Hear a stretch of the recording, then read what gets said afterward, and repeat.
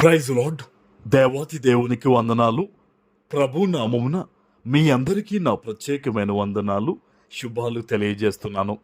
మీరు ప్రార్థించిన తర్వాత మీ ప్రార్థనవసతలు నాకు తెలియచేయండి. నేను మీ పక్షాన ప్రార్థిస్తాను. ఈ దినము కొరకు ఏర్పాటు చేయబడిన దేవుని వాగ్దానము ఆదికాండము 41వ అధ్యాయము 52వ వచనము. తరువాత అతడు, నాకు బాధ కలిగిన దేశమందు దేవుడు నన్ను అభివృద్ధి పొందించనని చెప్పి రెండవ వానికి ఎఫ్రయీము అని పేరు పెట్టెను.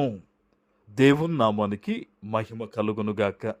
ఈ ఉదయకాల సమయంలో సర్వ సృష్టికర్త అయిన నీ తండ్రి నిన్ను ఆశీర్వదించి గొప్ప వాగ్దానాన్ని నీకు అందిస్తూ ఉన్నారు. హల్లెలూయా.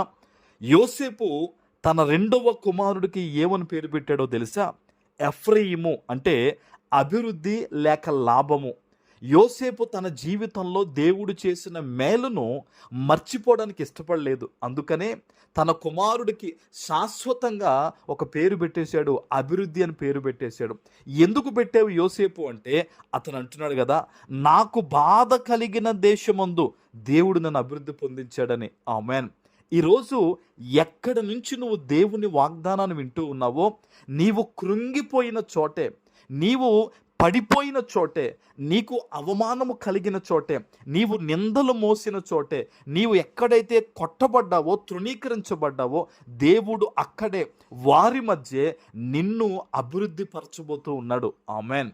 ఇది సజీవమైన దేవుని వాగ్దానం. ఇది నీ పరిస్థితిని చూచిన దేవుడు, నీ కన్నీరును చూచిన దేవుడు, ఎడతెగక నువ్వు చేస్తున్న ప్రార్థనలు చూసిన దేవుడు ఈరోజు ఈ వాగ్దానం ద్వారా నీతో మాట్లాడుతూ నిన్ను బలపరుస్తూ ఉన్నారు.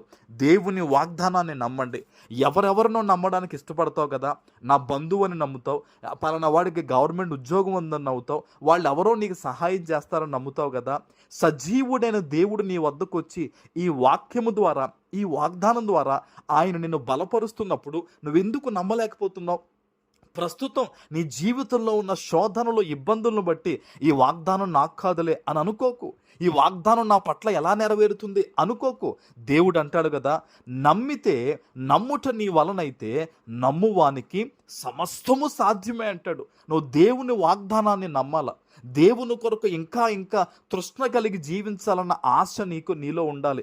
యోసేపు జీవితాన్ని చూసినప్పుడు ఎన్నో శ్రమలు, ఎన్నో ఇబ్బందులు, ఏ రోజు కూడా అతడు దేవుణ్ణి నమ్మకుండా ఉండలేదండి. అందుకనే దేవుడు అంత గొప్ప స్థాయి యోసేపుకి ఇచ్చాడు. ఈరోజు నీ జీవితంలో కూడా ఎన్ని కష్టాలు నీ మీద పడుతున్నా, ఎన్ని అవమానాలు నీకు ఎదురవుతున్నా, ఎంత నిరాశ నీకున్నా, నువ్వు దేవుణ్ణి నమ్ముతున్నావు కదా, దేవుణ్ణి విశ్వసిస్తున్నావు కదా. అందుకనే ప్రభు ఈ వాగ్దానం ద్వారా నీతో మాట్లాడుతున్నాడు. దేవుడు గొప్ప అభివృద్ధి నీకు ఇవ్వబోతూ ఉన్నాడు. ఆమెన్. నువ్వు ఎలాంటి అభివృద్ధి అయితే కోరుకుంటున్నావో, ఎలాంటి మేలు జరగాలని నువ్వు రోజు ప్రార్థన చేస్తున్నావో, ఈరోజు సేవకునిగా చెప్తున్నాను, ఆ మేలు, ఆ అభివృద్ధి, ఆ ఆశీర్వాదము యేసు నామములో నువ్వు పొందుకోబోతూ ఉన్నావు. ఆమెన్. దేవుడు నిన్ను దీవించాడు, దేవుడు నిన్ను ఆశీర్వదించాడు, ఆయన కృప నీ మీద ఉంది ఈరోజు. అందుకనే ఈ వాగ్దానాన్ని వినగలుగుతున్నావు. ఎక్కడ ఈ వాగ్దానం విన్నావో ఇక్కడ మోకరించు. ఈరోజు మోకరించి కృతజ్ఞత చెప్పి దేవునికి ఈరోజు నువ్వు ప్రార్థన చేయి.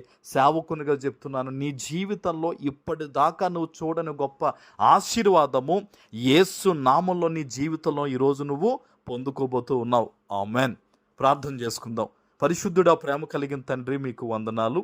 ఈ ఉదయకాల సమయంలో మీరిచ్చిన ఈ గొప్ప వాగ్దానము ప్రతి బిడ్డ జీవితంలో నెరవేర్చి స్థిరపరచమని యేసు నామమున ప్రార్థిస్తున్నాను తండ్రి.